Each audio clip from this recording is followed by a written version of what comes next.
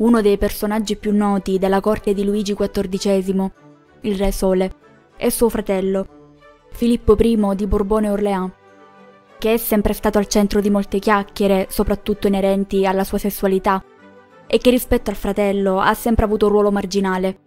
Conosciamolo meglio insieme. Proprio come Luigi, era figlio di Re Luigi XIII di Francia e della moglie Anna d'Austria.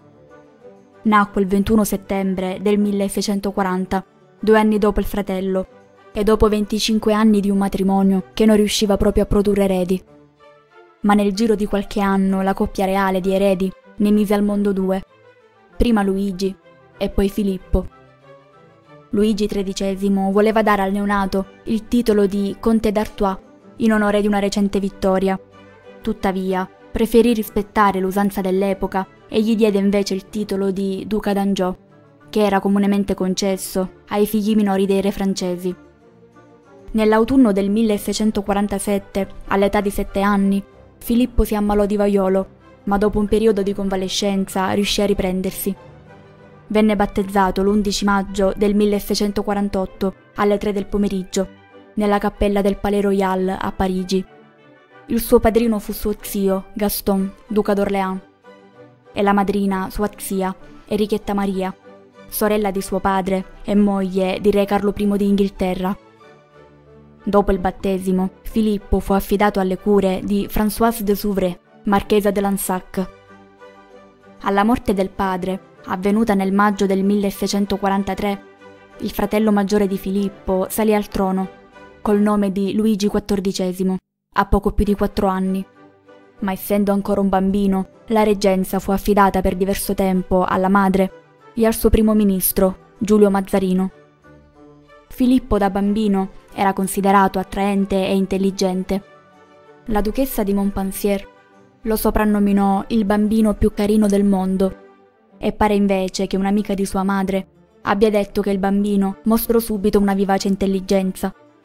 Tuttavia fu destinato a crescere all'ombra del fratello Luigi, che aveva davanti un lungo regno. Fu soprannominato Le Petit Monsieur, per distinguerlo da suo zio Gaston, che era soprannominato invece Le Grand Monsieur, e come lui era il fratello minore di un sovrano. La regina Anna temeva che il bambino potesse arrecare danno al primogenito, e questa paura nasceva dalla gelosia che lo zio di Filippo, Gaston, provava nei confronti del proprio fratello. Quindi, sotto il consiglio di Giulio Mazzarino, fece sì che Filippo venisse educato in modo che non emergessero i lati combattivi del carattere, visto che la virilità era vista come qualcosa direttamente collegata al potere, e ordinò che venisse sempre vestito con abiti da bambina. Sembra che a quell'epoca fosse normale far vestire bambini con abiti femminili, ma nel caso di Filippo le cose andarono in maniera un po' diversa.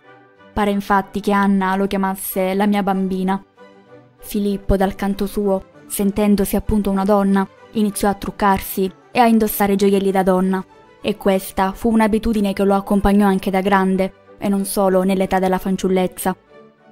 Filippo veniva regolarmente portato a giocare con un altro ragazzo della sua età, François Timoleon du Choisy, e a quanto pare anche lui indossava abiti femminili per ordine di sua madre, secondo alcuni invece per ordine della regina.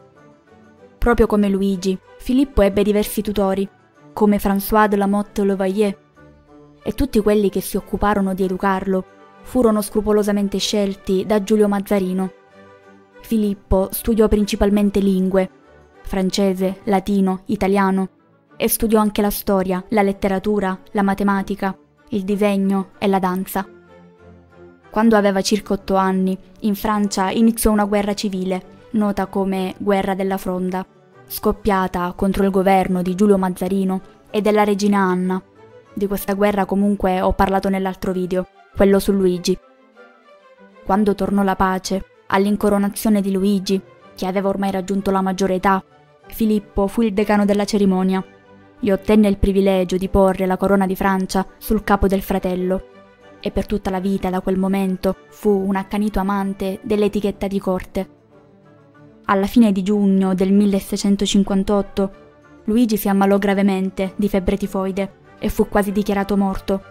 Questa malattia fece di Filippo il presunto erede al trono, e si ritrovò presto al centro dell'attenzione. Per paura del contagio non gli era permesso vedere il fratello e durante questo periodo la regina Anna si avvicinò molto al figlio minore, mostrandogli più affetto di quanto gli avesse mai mostrato. Ma Luigi guarì miracolosamente e Filippo fu di nuovo abbandonato a se stesso. Nel febbraio del 1660 lo zio Gaston d'Orléans morì e il ducato d'Orléans ritornò ad appartenere alla corona, visto che lui non aveva figli maschi che potessero succedergli. Era però tradizionalmente legato al fratello minore di un re, e così fu proprio Filippo a ottenere il titolo di duca d'Orléans e migliorò notevolmente le sorti di questa casata, dandole un volto nuovo. A Filippo col tempo vennero concessi anche altri titoli e altri ancora gli furono negati. Come dicevamo prima, fu sempre incoraggiato dalla madre a indossare abiti femminili e mantenne questa abitudine per tutta la vita. Vestito come una donna, partecipava anche a balli e feste. Un suo contemporaneo lo avrebbe poi definito la donna più sciocca che sia mai vissuta, proprio riferendosi alla sua effeminatezza. Amava la raffinatezza stravagante e conduceva uno stile di vita estremamente costoso. Il 1658 sembra sia stato l'anno chiave in cui si riuscì a definire la sessualità di Filippo. Girava un pettegolezzo, secondo cui il nipote di Giulio Mazzarino, Filippo Giulio Mancini, fosse stato colui che si prese la sua verginità e ad averlo quindi corrotto in quello che veniva definito il vizio italiano. Proprio così venivano chiamate a quei tempi le pratiche omosessuali. Filippo era omosessuale, nessuno sembrava avere dubbi a riguardo, ma a causa del suo rango fu comunque costretto a sposarsi per compiere il suo dovere dinastico e nonostante ciò intrattenne lo stesso rapporti intimi con i vari nobili che lo circondavano. Pare che ebbe diversi favoriti negli anni, tra cui si dice il marchese di Châtillon, il conte di Guiche, il marchese de Beuvron, il marchese de Manicamp e il marchese de Fiat. C'erano anche delle voci secondo cui Filippo avesse mostrato interesse per una delle nipoti di Mazzarino, Laura Mancini. Ma la figura che per 30 anni occupò un posto veramente importante nel suo cuore fu Filippo di Lorena, conosciuto come il Cavaliere di Lorena. Lui fu l'amante maschio di grande bellezza con il quale avrebbe stabilito l'attaccamento emotivo più grande della sua vita. Quest'ultimo, che fu descritto come un uomo brutale e privo di scrupoli, manipolò Filippo fino alla morte e ottenne ogni tipo di favore.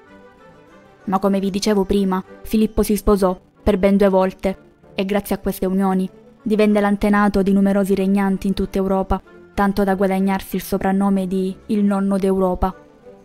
Dopo che il fratello Luigi aveva sposato Maria Teresa di Spagna nel 1660, la regina Anna pensò a sistemare anche Filippo.